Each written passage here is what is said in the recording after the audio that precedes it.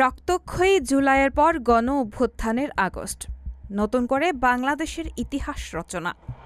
এসেছে সংস্কারের সেপ্টেম্বর, তবে সহসাই এত শঙ্কাহীন হওয়ার সুযোগ বোধহয় নেই। অন্তত চলমান ইস্যুতে ভারতের অতি তৎপরতা তেমনটাই বার্তা দিচ্ছে। শেখ হাসিনা বাংলাদেশ নিয়ে ভারতীয় গোয়েন্দা সংস্থা রয়ের একের পর এক পরিকল্পনা বাস্তবায়ন করছে বলে রিপোর্ট করেছে জার্মানির ভিত্তিক সংবাদ মাধ্যম দ্য মিরর এশিয়া। পত্রিকাটির প্রতিবেদনে বলা হয়েছে, বাংলাদেশকে নিয়ে ভারতের প্রথম প্রজেক্ট 1 সেপ্টেম্বর থেকে 30 নভেম্বর পর্যন্ত সময়ের জন্য।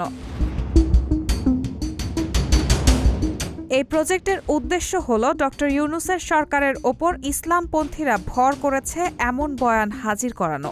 প্রতিবেদনে বলা হয়, বাংলাদেশে আন্দোলনকারীদের সাথে হিজবুত তাহরির সংশ্লিষ্টতা প্রমাণ ও জনগণের মধ্যে ভয় তৈরি করার ব্যাপারে সবচেয়ে বেশি গুরুত্ব দেওয়া হচ্ছে। এক্ষেত্রে টার্গেট করা হচ্ছে তরুণ বামপন্থী নেতাদের।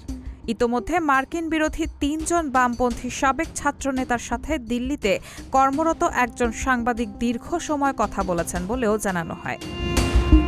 প্রতিবেদনে আরও বলা হয়, এই মুহূর্তে ভারতের অগ্রাধিকার হল তরুণদের কোনো দল গঠনের সুযোগ না দিয়ে বর্তমান সরকারকে অস্থিতিশীল করার চেষ্টা চালানো। ইতোমধ্যে রয়ের অভ্যন্তরে একটি উপগ্রুপ তৈরি করা হয়েছে, যার কাজ হচ্ছে বাংলাদেশের এই মিশন সম্পন্ন করা। এছাড়াও রয়েছে ভিক্টর 2 নামে একটি সেল, যেখানে বাংলাদেশ সম্পর্কিত সর্বশেষ সিদ্ধান্ত নেওয়া হচ্ছে।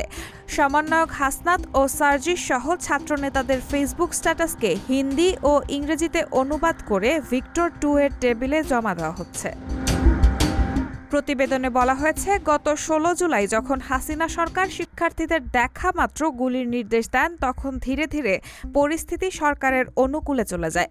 পরে শেখ হাসিনার বিশেষ অনুরোধ ও ভারতের নিরাপত্তা উপদেষ্টার সরাসরি তদারকিতে বাংলাদেশেরও প্রশিক্ষণপ্রাপ্ত 400 কর্মকর্তা ঢাকায় যান।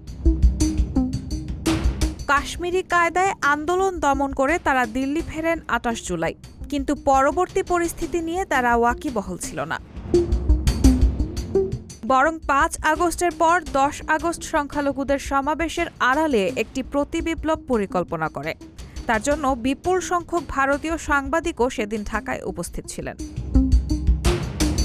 সেটি ব্যর্থ হলে দ্বিতীয় কুর পরিকল্পনা করা হয় 15 আগস্ট, কিন্তু সেটিও ব্যর্থ হয়, রিপোর্টে বলা হয়েছে। হাসিনা বর্তমানে ভারতের অভ্যন্তরীণ গোয়েন্দা সংস্থা ইন্টেলিজেন্স ব্যুরোর সুরক্ষিত একটি ভবনে থাকছেন। সেখানে বিভিন্ন হাই প্রোফাইল মিটিং করছেন তিনি।